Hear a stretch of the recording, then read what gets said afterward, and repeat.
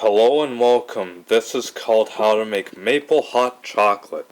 First thing you gotta do is you open up this maple hot chocolate mix and you pour 2 spoons of that, which is teaspoons, into this cup. Close it up.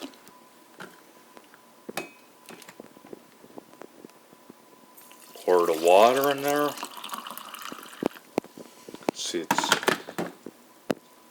steaming hot. Just a minute.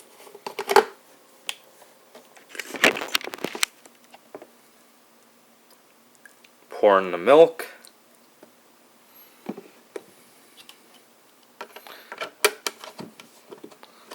Then after that, you stir it up to make sure it's fully coated with the milk and the maple hot chocolate mix. And here is your maple hot chocolate. Enjoy it, drink it, and have fun with it. Thank you, and have a good night.